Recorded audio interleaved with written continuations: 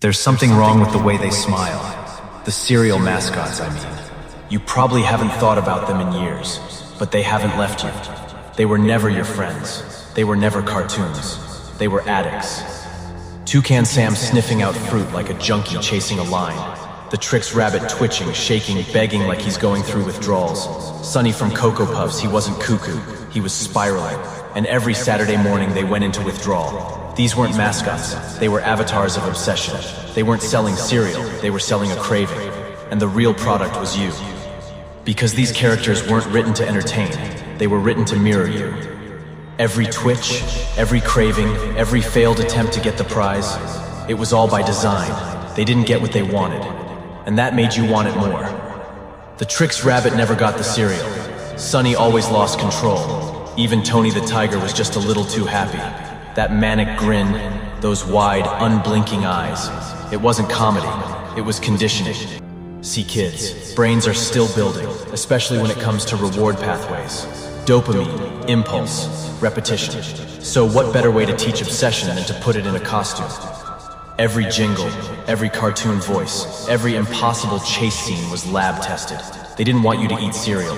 They wanted you to feel the need to eat cereal. And you weren't watching from the outside, you were participating. The rabbit never wins because you were meant to finish the story. He craves, he chases, he fails. You open the box, you take the bite. Cycle complete. That's not advertising, that's behavioral programming. Even now, long after you've outgrown Cartoon Networks, those voices are still in your head, because your brain doesn't forget the things it learned before it could say no. They didn't just sell you sugar, they sold you emotional imprinting. That's why the mascots each had a specific archetype. Tony the Tiger, the strong one. Toucan Sam, the guide. Sonny, the unstable goofball. The Trix Rabbit, the tortured soul. They weren't characters, they were training wheels. Each one was a mirror for a child type they wanted to reach, and it worked. Because the real addiction was never the cereal. It was the craving loop. The anticipation, the denial, the reward. And it followed you into adulthood. Today the mascots are gone, but their formula still thrives.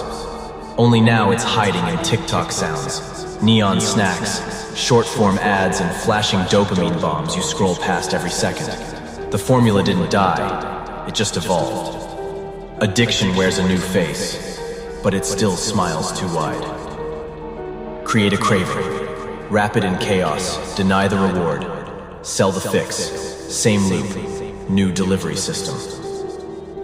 And sometimes when you're alone in your kitchen at 3 a.m., you reach for that cereal box.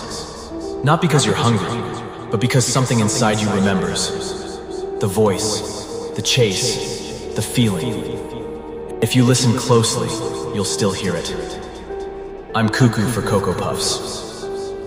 But you're not laughing this time, because now you know you were never watching a commercial. You were living inside one. They were never trying to feed you. They were trying to hook you. But let's look closer at just one ad. There's a commercial from the early 2000s. It starts with Sonny pacing in a white void, muttering nonsense. He sees a bowl of Cocoa Puffs. His eyes dilate. He leaps. He crashes through walls, people, cars, destroying everything in his way. Kids cheer. They laugh. But what you're seeing is a manic episode, a nervous breakdown. And what you're being told is this is fun. Freeze the frame. Sonny is foaming at the mouth. His pupils are spinning. He's being worshipped for losing control.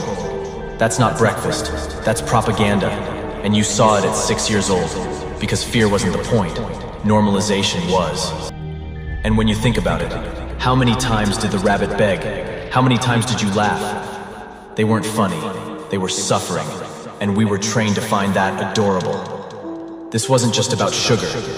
It was about compliance, about training children to associate craving with cuteness, addiction with identity. And now those cravings have matured. They don't sell you cereal anymore. They sell you brand loyalty, fear of missing out, limited time drops, push notifications, loot boxes. It's the same mascot, just in your pocket. So next time you scroll past a snack ad, ask yourself, why does it feel so familiar? Why does the craving feel like a memory? Because they didn't just sell cereal, they sold a system. one that still owns a piece of your brain. And if you still hear the rabbit's voice echoing in your mind, you're not alone. He never left. None of them did. They just evolved. They're still hungry for your rent, but this time, they're hungry for you.